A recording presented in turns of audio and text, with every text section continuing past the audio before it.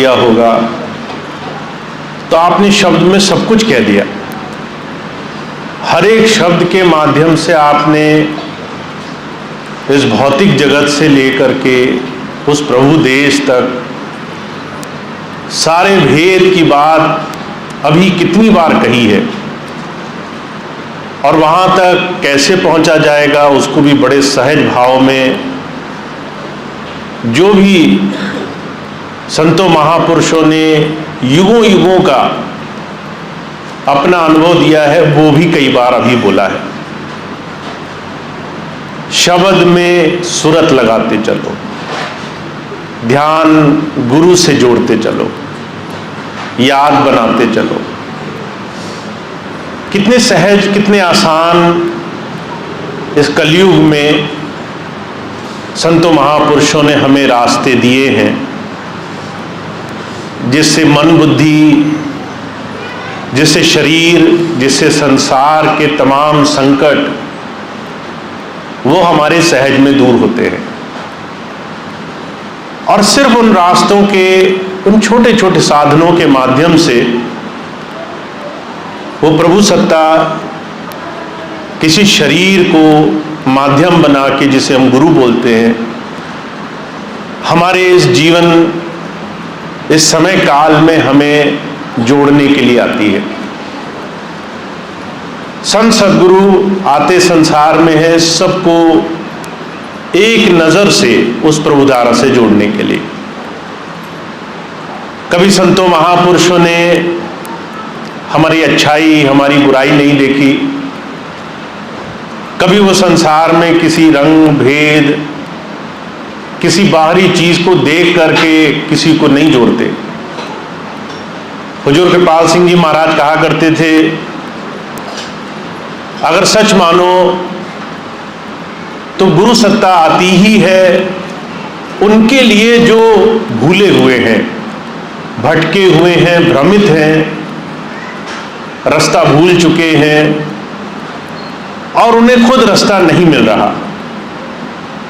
उनके लिए जो विषय विकारों में उलझ गए हैं, उनके लिए जो पाप कर्मों में लंपट हो गए हैं।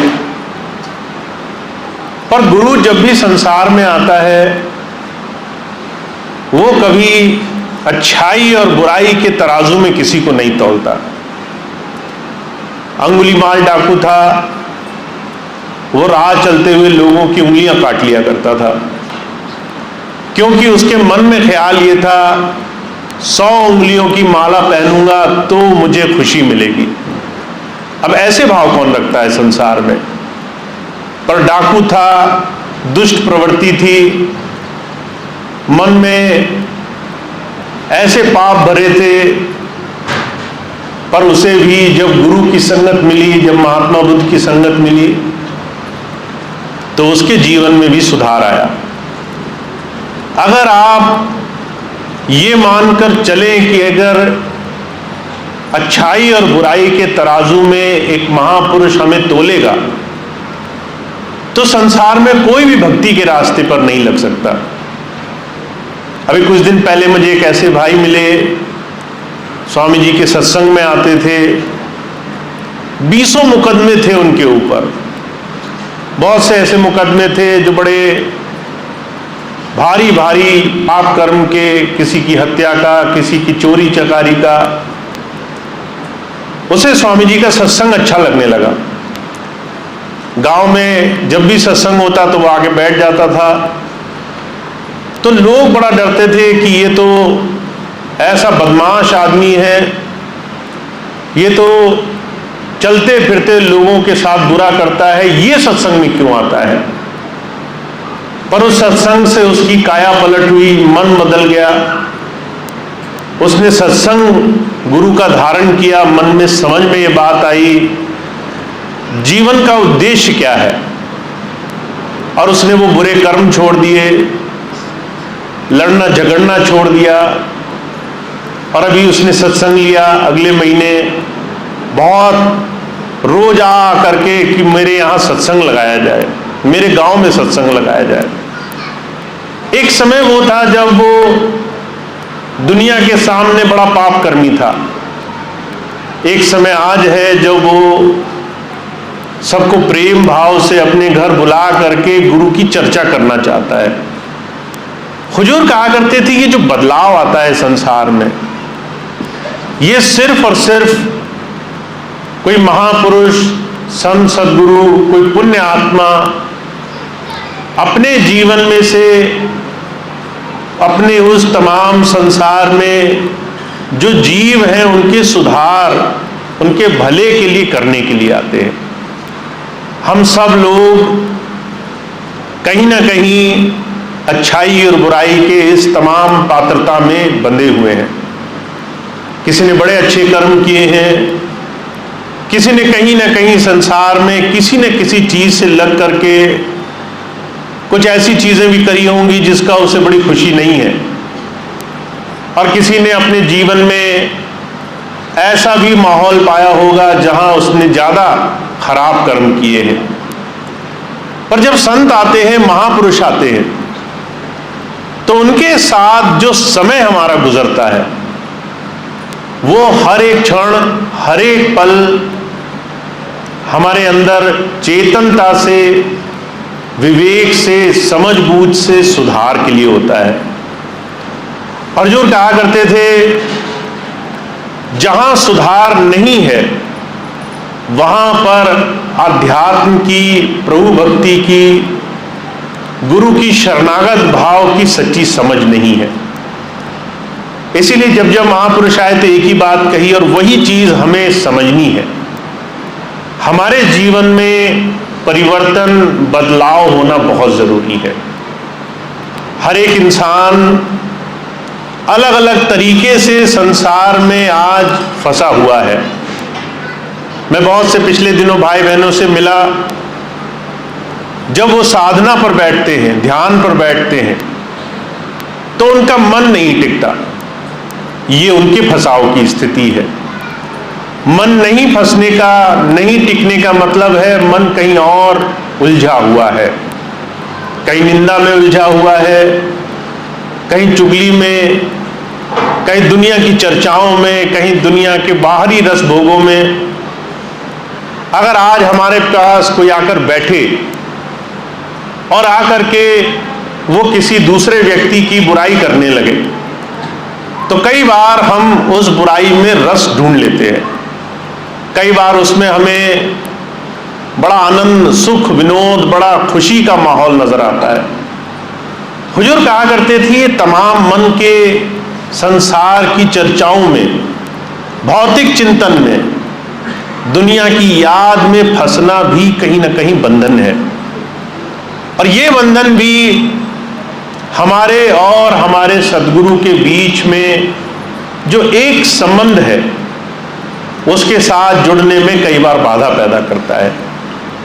तो जब संत आते हैं वो कहते हैं किसी का बंधन बड़ा है, किसी का बंधन बहुत सूक्ष्म है, बहुत छोटा है। उसको समझ में नहीं आ रहा कि वो कैसे संसार में इन भौतिक चर्चाओं में उलझ करके दुनिया के तमाम चिंतन में लग करके फंसा हुआ है। और ये तमाम जितनी भी संसार के फंसने की स्थिति है, इसमें रहते हुए हमारा ही सबसे बड़ा नुकसान होता है। अभी पिछले दिनों मुझे एक बहुत पुराने सत्संगी मिले स्वामी जी के, ध्यान साधना के शिविर में वो निरंतर अपना समय देते रहे। एक दिन कहने लगे, भैया जी मैंने इतना समय गुजारा स्वामी जी के साथ, अब मुझे एक चीज समझ में आ रही है, ये जितने भी विकार हैं ये सबसे पहले हमें खुद जलाते हैं। अगर हमें गुस्सा आए तो सबसे बड़ा नुकसान किसे होगा? सबसे पहला हमारा मन व्याकुल होगा। गुस्सा आते ही सबसे पहले हमारा मन जलेगा, हम परेशान होंगे, हमारा मन व्यथित होगा, हमें अस्थिरता आएगी, अशांति आएगी। सामने वाले को बहुत देर में पता चलेगा कि आप उससे नाराज हो। अगर आप मन में किसी बात से परेशान है, चिंता में है, तो सामने वाले को नहीं पता चलेगा कि आपको चिंता हो रही है। सबसे पहले वो चिंता आपके मन को खाएगी, आपके मन को संसार में उलझाएगी। वो भाई कहने लगे, मुझे इतने वर्षों के बाद समझ में आया, ये जो छोटे छोटे विकार हैं, सूक्ष्म विकार, ये सबसे ज्यादा हमारे ही अपने मन को, हमारे ही अपने शांति के स्वभाव को खिन्न करते हैं, सबसे ज्यादा हमें ही परेशान करते हैं। और जब बार बार गुरु जी कहते हैं इनको साधो, इनको समर्पित करो, परिणाम के, दुनिया के बाहरी भौतिक सुखों के कैसे हमें लाभ मिलेंगे उसकी चिंताओं में मत उलझो, तो वो हमें, हमारे मन को इन तमाम चीजों से बचाना चाहते हैं। वो चाहते हैं कि कैसे हम अपने अंदर हो रही इस बारीक सूक्ष्म मन की गति से शरणागत होना शुरू कर दें, कैसे हम अपने जीवन में अपने तमाम जीवन का जो भी अच्छा या बुरा बोझ है वो अपने ऊपर लेकर ना चले। मुझे बड़ी अच्छी तरह से याद है, स्वामी जी कई बार इस बात को कहा करते हैं, कहते हैं अगर आप संसार में किसी समर्थ पुरुष के पास पहुंच गए और उसके बाद भी आपको संसार में किसी भी चीज की चिंता है, तो आपने दो में से एक चीज अभी ठीक नहीं करी। या तो आपने गुरु की शरण नहीं पकड़ी, या फिर आपने संसार की चिंताओं से अभी छुटकारा पाने का व्रत नहीं लिया। अगर आपको समर्थ पुरुष मिल गया तो चिंता कैसी, वो सारे काम अपने आप ठीक करेगा। और अगर उस पर विश्वास नहीं है तो फिर गुरु भक्ति कैसी, फिर तो हमारी चिंताएं हैं, हमें ही बोझ उठाना है, हमें ही कर्म भोगने हैं। तो जब जब संत आते हैं वो हर एक तरीके से हमारे मन को, जो हमारा सबसे बड़ा गुरु भक्ति के रास्ते में बाधक है, उसकी तरफ हमारी नजर जाए और हमारी दिनचर्या में हम उस पर अंकुश लगाएं, इस बात को समझाने के लिए आते हैं। हुजूर कहा करते थे सिर्फ दो ही तरीके होते हैं इस मन को साधने के, एक तो शब्द धुन आ जाए, अंतर से शब्द खुल जाए, आपका मन उस शब्द में जुड़े और आपका मन दुनिया में लगे ही नहीं, दुनिया की चिंताओं को अपने आप आपका मन छोड़ दे। और दूसरा तरीका अंकुश, खुद चीजों का ध्यान रखना, उन चीजों का जो हमें गुरु भक्ति के रास्ते में, गुरु से जुड़ने के रास्ते में, प्रभु से जुड़ने के रास्ते में बाधक है। भगवान श्री कृष्ण ने ये कहा कि आपको ये काम, गुरु और अपने बीच में ये जो मन अड़चन डालता है, इसको सुधारने का काम यही करना है।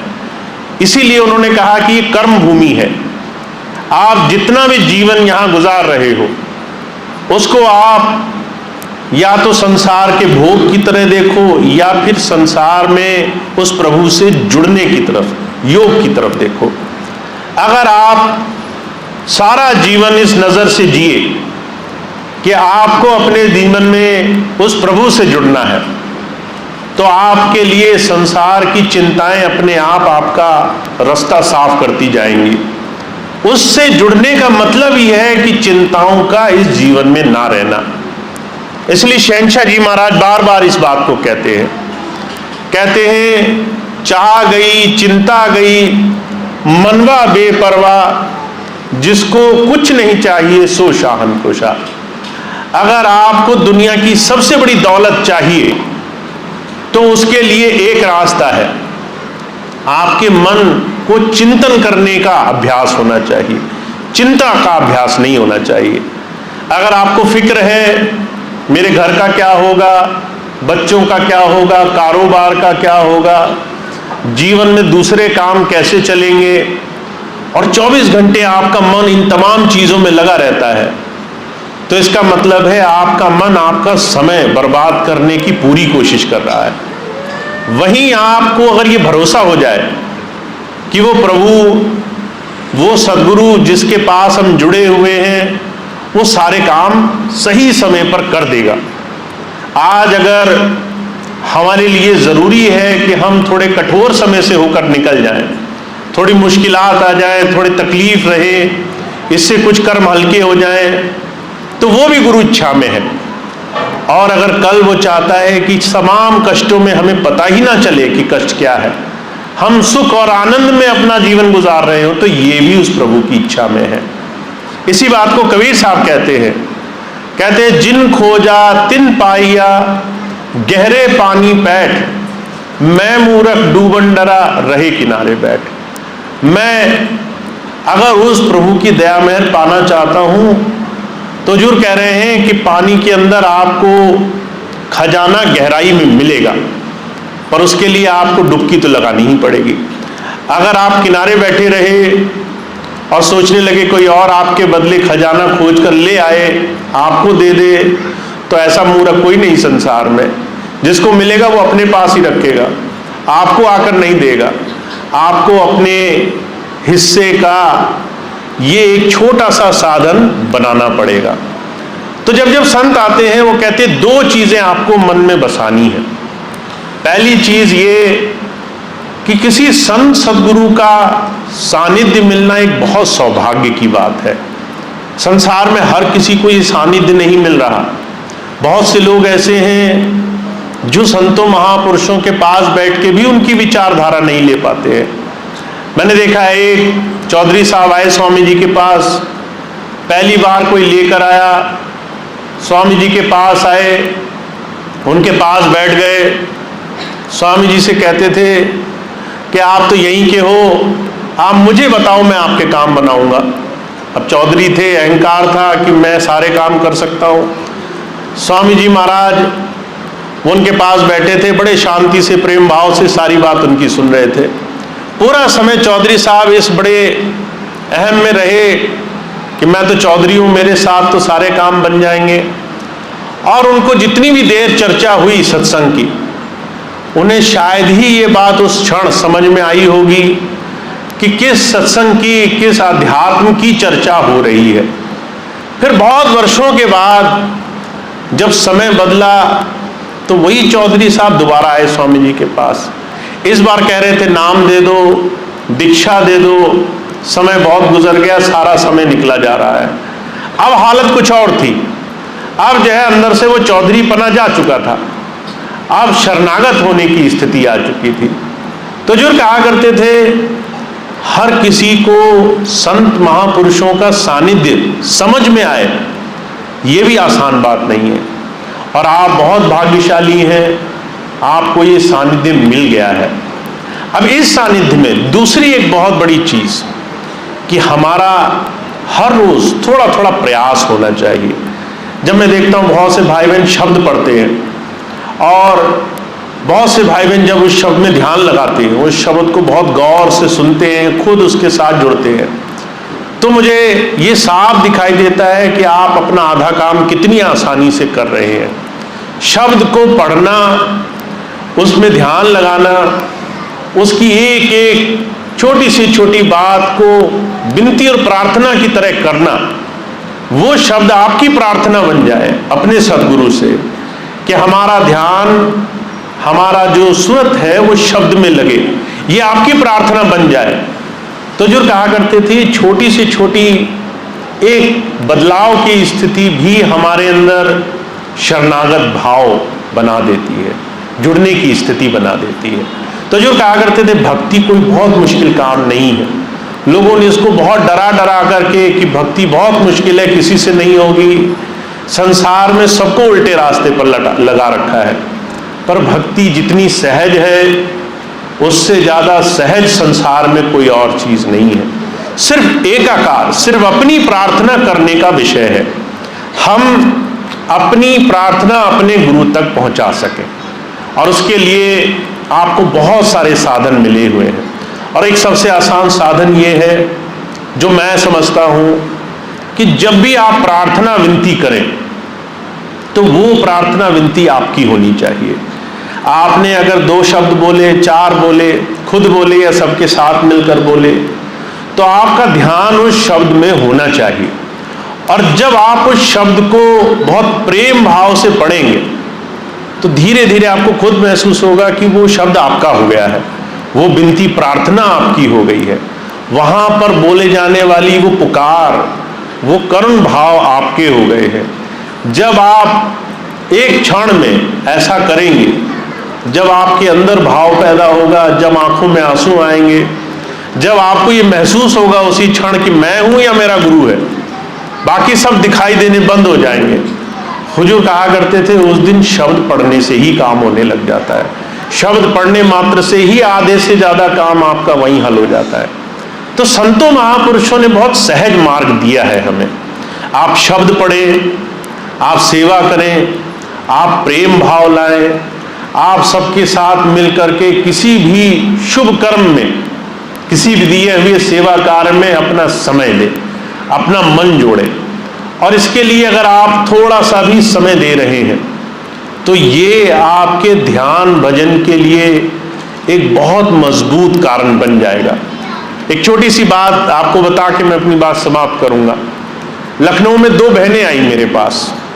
एक बहन कहने लगी, भैया जी मैं रोज भजन पे बैठती हूँ, भजन पर बैठना अब ऐसा लगता है जैसे मैं सिर्फ एक ड्यूटी निभा रही हूँ, सिर्फ औपचारिकता कर रही हूँ, फॉर्मेलिटी की तरह मैं बैठती हूँ क्योंकि आपने बोला, पर जब बैठती हूँ ना मन लगता है, ना जो है दुनिया के ख्याल जाते हैं, न मन बाहर की चीज़ों से हटता है। कई बार तो लगता है हम बैठे ही रह गए शरीर में, मन ने तो जरा सा भी साथ नहीं दिया।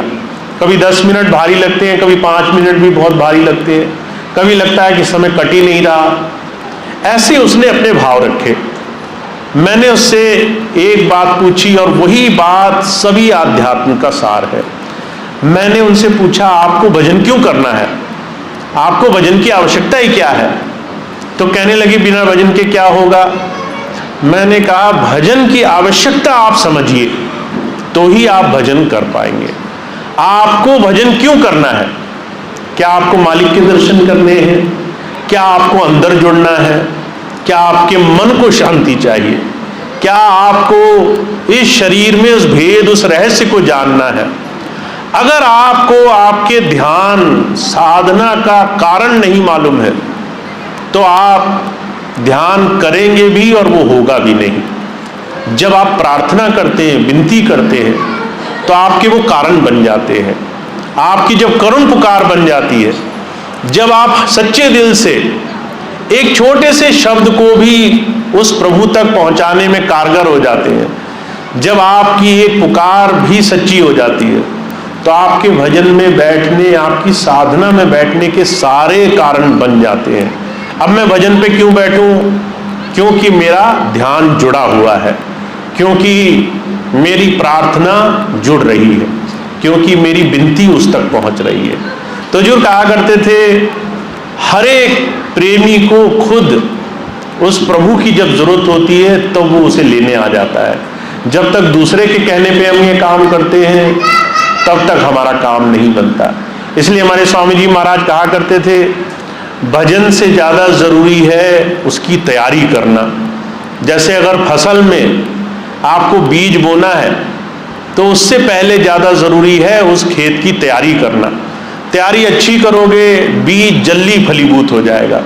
बंजर ज़मीन में डाला होगे, सोचोगे ये भी अभी 2-4 दिन में इसमें फल उग जाए, तो वो होने में बहुत समय लगेगा।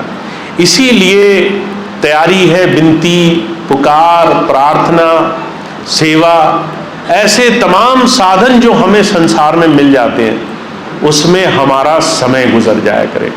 अगर हमें महीने में 1 दिन मिले बहुत अच्छा है, पूरे प्रेम भाव से लगो।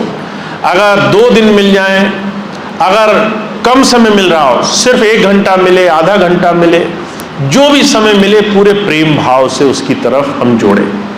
और जितना हम सच्चे होकर ये काम करेंगे उतनी जल्दी हमारा अभ्यास अच्छा होने लगेगा। महाराज जी कहा करते थे जो अपने जीवन में पड़ताल रखते हैं उनका 2-3 महीने में काम बनने लग जाता है। 2-3 महीने में भजन बन जाए इसकी गारंटी महाराज जी दिया करते थे कि 2-3 महीने में आपका काम हो जाएगा। अब 2-3 कोई बहुत बड़े समय तो नहीं होते, 2-3 महीने अगर कुछ नियम संयम पालन किया जाए और 3 महीने में काम बन रहा हो तो हर एक इंसान वो करने को तैयार हो जाएगा। तो जो कहा करते थे सहज मार्ग है, आसानी से होगा। गुरु भी सिर्फ तुम्हारे ही लिए आया है और तुम्हारे लिए उसने हजारों साधन भी बना दिए हैं। सेवा के, प्रेम भाव के, सिमरन के, शब्द के। अब बस पूरे मन से उसमें अगर हम लग जाएं तो हमारा काम आसानी से होगा। और मैं सिर्फ इसी चीज़ को बहुत सच्चा मानता हूँ कि जब हम जिस काम में हों उसमें पूरा हमारा समय जाना चाहिए। अगर आप गृहस्थ में हो